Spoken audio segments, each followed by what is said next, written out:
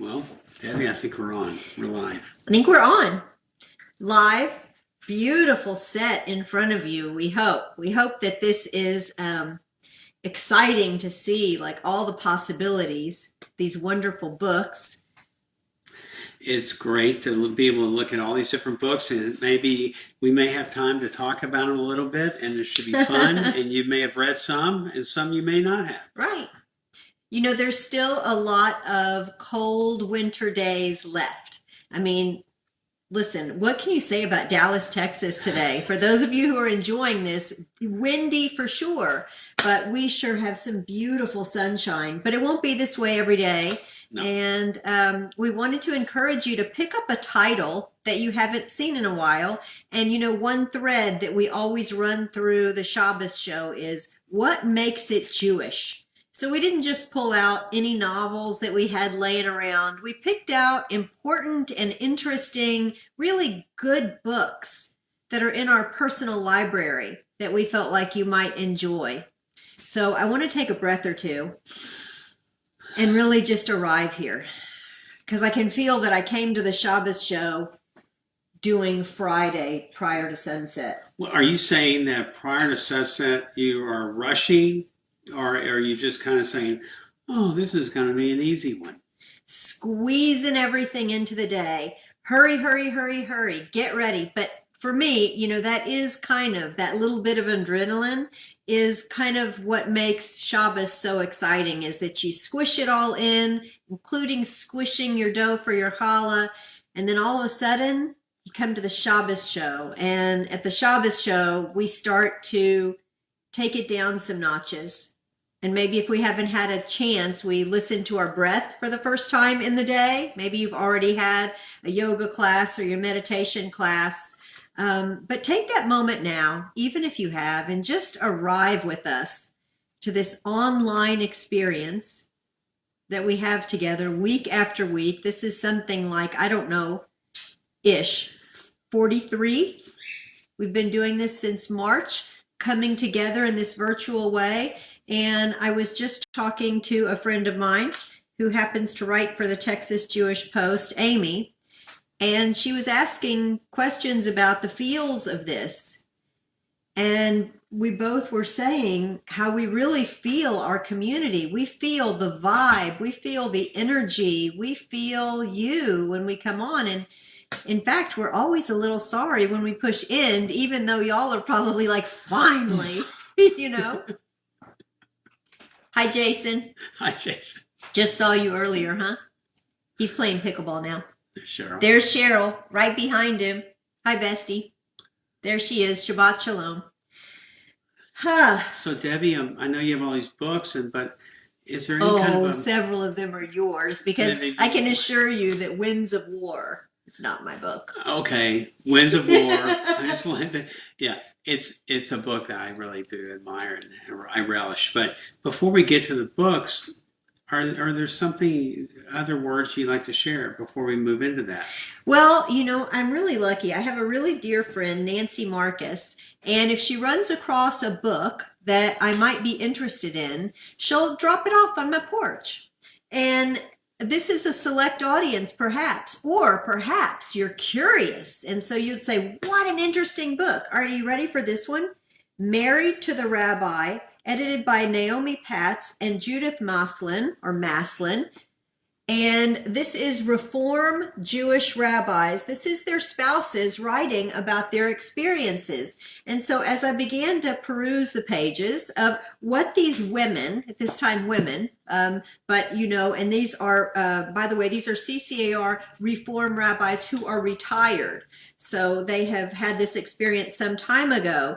I would venture to say that as we move on and have moved on in time, that you're going to see a lot of the spouses would be, you know, someone like you writing about your experience being married to a priestess. Yes, it'd be the same exact thing. If that happens. And it could be a story, or it wouldn't be nonfiction, it would be real. But this is a beautiful book with very heartfelt stories and tales and just biographies of nice life plans and architects and what's going on, their architecture. So I found one thing that really moved me, and I wanted to share it with you. So I have to put on my glasses, of course. Hmm. And this is by Priscilla Stern. And Priscilla Stern was Rabbi David Stern's mom. And this was a poem she wrote. Her account of her life isn't in here, but 4 poems are, and I'd like to read one. God spoke to Adam, and Adam spoke to Eve, and forever there would be voices in the world. Voices draw us in, debate and dissent, conversation and consensus. Raise your voice, a voice to raise children, a voice to raise money, a voice to raise spirits. Shout out against the hypocrites, rage against the bigots. Raise your voice in song in praise of God. And hear always that quiet voice, that still small voice of the heart. And Priscilla Stern, of blessed memory, your words today are as meaningful as the day you penned them. And we thank you that they are here in this book that we can access today, because that is, And what's the name of the book that's our again? hearts today. Married to the Rabbi. And we know that when we show it to you, the stuff's going to be opposite, unlike the Shabbos show sign, which you can read just right because we had it made for you, turned around. Yes, that's true. Okay, that was one of my books. There's Lyndon Ehrenberg. Hi, Lyndon Ehrenberg. What do you got? What's a good book that you think people might enjoy? Well, I'll tell you what, there's 2 books that I read, obviously, on a tablet oftentimes. So one of the books I read this past year was The Tattooist of Auschwitz, and it was a terrific book. As many of you have already read it, but if you hadn't, I would recommend it. And number 2, this is an older book, and this is called QB7 by Leon Uris. And QB7 was a book that, as a young man, is what got me interested in studying and learning more about the Holocaust.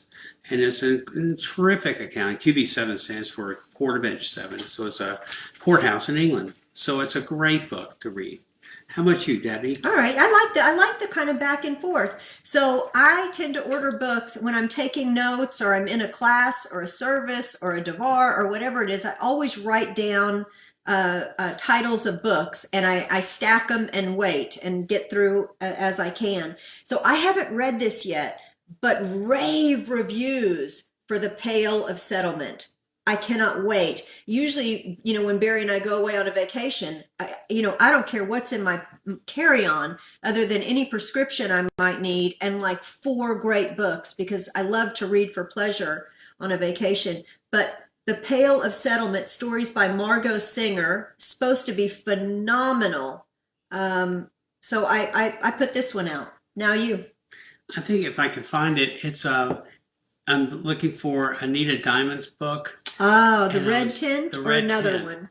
I think it was the Red Tent. So I have 2 here from her. The Boston Girl, and I think that's newer. I think this was a present for me from Debbie Capel. Yep. Yes, and if you haven't read the Red Tent, it's a great book. Guys and Girls, it's a great book. You learn a little bit, take a different slant on Jacob's family. Oh, here's the Red Tent. It's right here. And a lot of us went through that and we read that. But it's a great time for a reread. We've got quite a few winter long days still ahead of us. No kidding. Great time for a book. Debbie, where are you? I can't find you. Well, I'm over here. Okay, I'm over here. There's so many that are so good. Should I bring up this one? That's the book I'd pick. Ooh. It's from Alan Lew. So Rabbi Alan Lew is like, I think he's quoted so often by anyone that studies mindfulness, right? Meditation. He's phenomenal. This one's called Be Still, Get Going. He is an excellent. You'll be very lost in it with meditation practices and him laying out the case for finding stillness. It's another wonderful one. America's Jewish Women, A History from Colonial Times to Today by Pamela Nadell.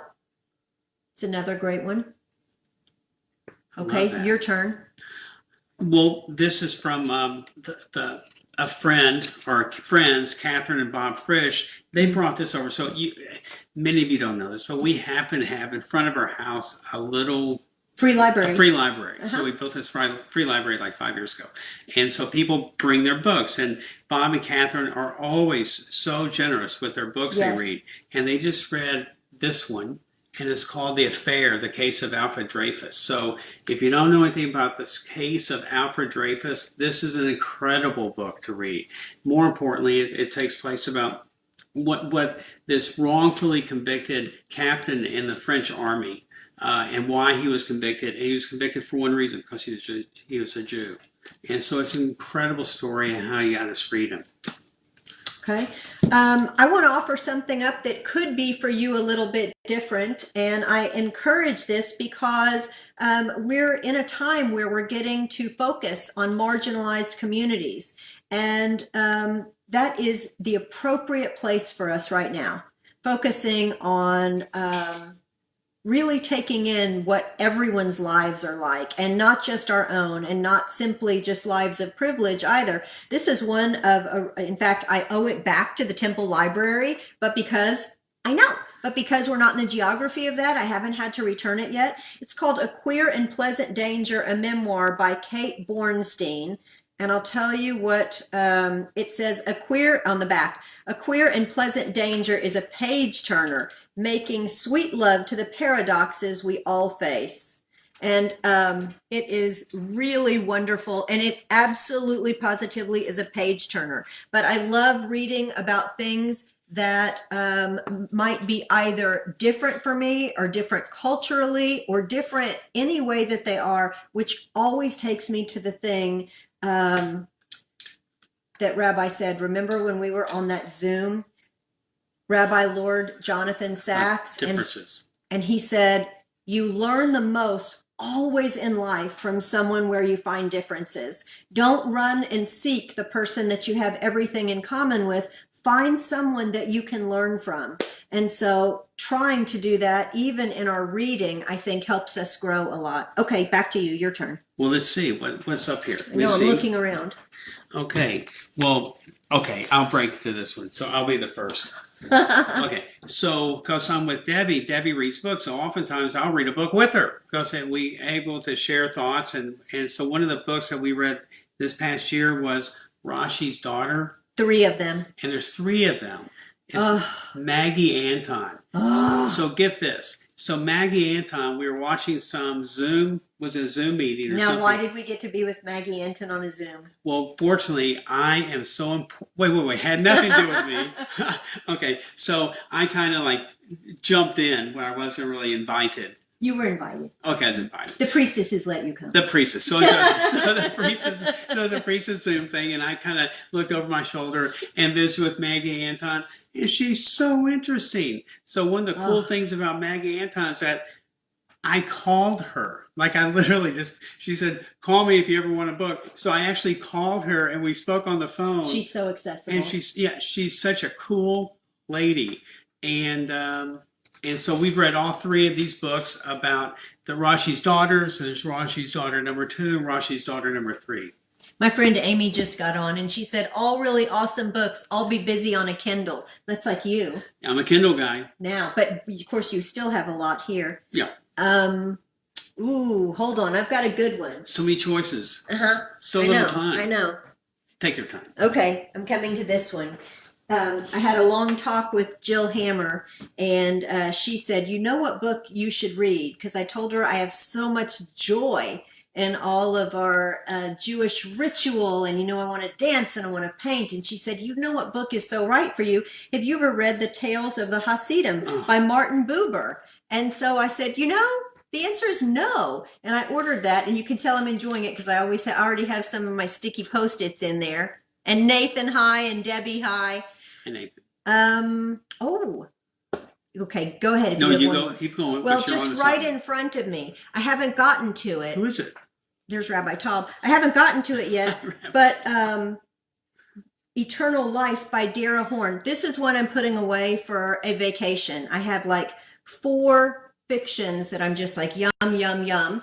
And it says, what would it really mean to live forever? Which makes me think about the prayer that's in our prayer book that says, and if you could live forever and make that agreement, would you do it knowing that no new souls could be born? We often deal with that. So I'm very excited to read this one too. We read it every Yom Kippur. I think we have time for one more. Okay, this is terrible for me, but what I did is, I don't know what that was, but it sounds loud. This is too much. It's really old, but it's a great book. It's really the story of World War II through the eyes of a naval attaché to Germany and then to England. But it's only the whole point is it shows how the Holocaust happened. So spill it. You know it's your favorite. It's one of my favorite. Yeah. Okay, it is. So, but it's one of my favorite books ever. And in fact, I don't know if you know this, but the fella that does one of those cartoon shows, I can never remember the name of it, but the famous cartoon show, Seth, whatever his name is. Okay, so he's a producer of the show. Somebody will probably type it in for us. He's going to redo this book as a movie. Oh, how interesting. I know, it's pretty cool. Okay, Debbie. Parsha. Oh, well, to you. Well, speaking of the Parsha, this week's Torah portion is Va'era, and Va'era means I appeared, so God appeared. Seth MacFarlane. Thank you, Amy. Right. Someone knows these things. Okay. Amy would. Amy would. Amy knows everything. And so this week's Torah portion begins with Moses going to the Israelites and telling them, hey, Israelites, guess what? God is here for you, and he has promises for you. God has promises. Yeah, and he's promised that God has promised. And promise that you're going to go back to have the promised land, and you're going to have this holy land in Canaan that's for you. It's your destiny. And surprisingly, the Israelites are suspicious. Actually, they're skeptical. Actually, they believe that God forgot them altogether. They don't buy into this story because it's been 400 years.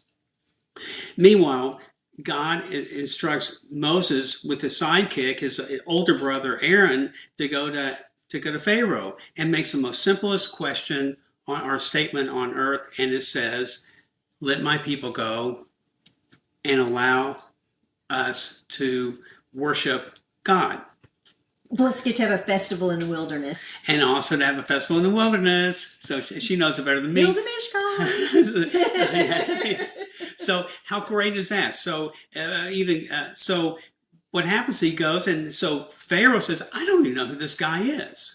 And he has to perform a miracle to prove himself. So, of course, Moses tells Aaron to take his staff, and it kind of looked a little bit like this. Because my friend Tom Anderson gave me. It looks like a walking stick, which I have never used, but it's still nice to have. Okay, so but it looks like a staff. It looks like a staff. He lays it across the river Nile, and turns to blood. And then that plague takes place. I don't know if you remember, but the river Nile turns into blood. And all the vessels and every kind of water place that you kept water from the Nile turns to blood. Terrible. So then, and this is probably maybe the most well-known story in the entire Torah, because everyone knows this story. And then there's subsequently more plagues. There's frogs, and there's locusts, and there's all sorts of lice. Oh, yeah. Terrible. And there's darkness. 7 plagues. 7. Count them all. I'm not going to give a spoiler alert what takes place in the next Torah portion. Don't know. But, is there really 7 plagues? Well, in this week's Torah portion, there's only 7. But here's where we get to. Do you just love him? We end Hi, Jackie. Every single spring, and we celebrate Passover. And we celebrate what takes place and the freedom that we get from what God's great work and Moses doing his hard work and moving the Israelites from there to the promised land. And what we learn is in the service itself, in the Haggadah, every Jewish family has, when they start talking about the plagues, they have a glass of wine or grape juice, and they dip it with a spoon onto the plate, representing the blood spilt from the plagues. Right. Well, we never do that in a rejoiceful manner because we're taught never to rejoice when someone else is suffering, especially the suffering of including the suffering of our enemies. So this Torah portion is so good, and there's so many other great stories about it. So if you have a chance to read it, it's worth doing because it's a little bit different from just the Ten Commandments version. Well, I love what you said because you know what it makes me think of? No. It makes me think of Miriam. After the sea parted and the waters protected us, and Miriam said, and Moses. Is that okay to dance? Oh. Moses said, No. what? No. Okay. Hi, Mindy. Hi, Mindy. Well, Debbie, that's Shabbat Shalom on the Torah portion. It's so you're trying to remember. Is there one thing I'm supposed to remember this entire show? Oh yeah. Where's the challah? Hey, working on it. Don't challah. Oh yeah, I'm gonna bake it right after we get off. It looks I've been doing all these different shapes, but tonight we're going traditional. So, and it's really a pretty one, and it's a big Beautiful. one. And you know what I'm gonna do on this one tonight? No, what are you going to do? I'm gonna do the egg wash like I always do, and we're gonna go a little bananas, poppy seeds, sesame seeds, sprinkled kosher salt. Ooh, Sounds great to me. it's gonna be really pretty.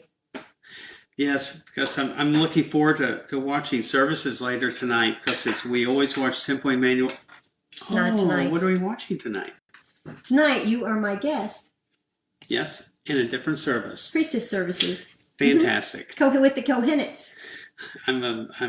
I'll be your sidekick. You'll be my sidekick. It's gonna be super fun. Lots of singing. You're gonna feel so joyful. Okay, You're just gonna love it. I can't wait to start singing. Debbie, this is fun. What are these rocks? You have rocks here too. Oh, I just have rocks holding books up because they are so accessible and available in the house. That's why. How beautiful. Celestite, Okay. Kyanite, Shabbat Shalom, Shabbat Shalom, everybody. peace, love, golden dreams later tonight. Have a wonderful, restful, joyous Shabbat. Thank you so much for coming and spending a little bit of time with us. Hi, Mindy. Hi, Mindy. 2 Mindys. Thank you, Debbie. Shabbat Shalom. Shabbat Shalom, honey. Happy belated birthday. Oh, thank you. Barry just had a birthday. It's a big one. It was a nice one. Everyone's a big one. Thanks, Mindy. Where did she go?